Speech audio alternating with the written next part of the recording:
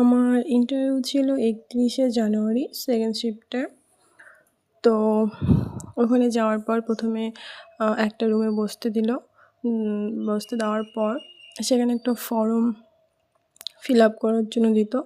Form fill up করা হয়ে গেলে তারপর কাগজ ভেরিফিকেশন করার পর আমাদেরকে ইন্টারভিউ রুমের সামনে বসতে দিল। তারপর যে দরজাটা ছিল, দরজার দুই দিকে 2টা কনস্টেবল ছিল খুলে দেওয়ার জন্য। আমি যখন ইন্টারভিউ রুমে ঢুকবো তখন খুলে দেওয়ার পর আমি পারমিশন নিলাম,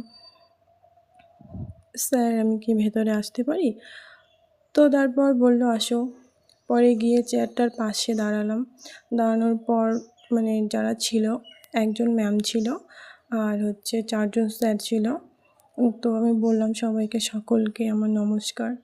তো আমাকে বসতে বলল। তারপর আমি ধন্যবাদ করে বসলাম। তারপর একটা ম্যাম আমাকে জিজ্ঞাসা করলো যে তোমার নাম কি? আমি নামটা বললাম। তো তারপরে স্যার আমাকে আবার জিজ্ঞাসা করলো তোমার নাম কি? বললাম। তারপর বলার পর আমাকে জিজ্ঞাসা করা হলো যে মহিলা পুলিশ আমাদের মহিলা পুলিশের প্রয়োজনীয়তাটা কেন? আমি সেটার ঠিকঠাক অ্যান্সার দিলাম। তারপর আমাকে একটা স্যার জিজ্ঞাসা করলো যে যদি কোনো শিশু সংক্রান্ত কেস আসে সেক্ষেত্রে একটা ফিমেল পুলিশ, একটা মেল পুলিশ, দুজনের মধ্যে কে সবথেকে ভালো সেই কেসটাকে হ্যান্ডেল করতে পারবে? তো সেটারও যথার্থ অ্যান্সার দেওয়ার পর তারপর সাথে আরেকজন স্যার আমাকে কোশ্চেন করলো যে বর্তমান রাষ্ট্রপতির নাম কি? তারপরে বর্তমান শিক্ষামন্ত্রীর নাম কি? বর্তমান আমাদের রাজ্যের পুলিশ মন্ত্রী কে? বললাম।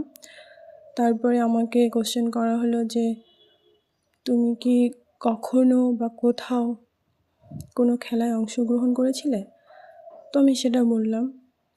তারপর আমাকে জিজ্ঞাসা করলো গাছ, তুমি তো এখানে লিখছো গাছ ভালো লাগে, তো তোমার কীরকম গাছ ভালো লাগে?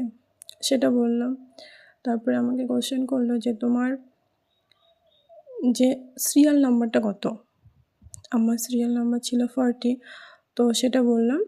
তারপর আমাকে বললো গাছের পাতা কেন সবুজ হয়? সেটা বললাম। তারপর একটা কাহিনী ছিল, তো সেটা আমি বলতে পারিনি, সেই সময় আমার মনে ছিল না।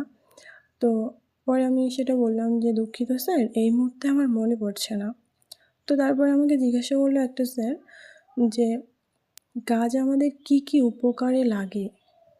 তো সেটা 2-1টা বললাম। তারপর আমাকে বললো ঠিক আছে তুমি আসতে পারো। তারপর আমি দাঁড়ানোর পর সকলকে ধন্যবাদ বলে আমি চলে আসি।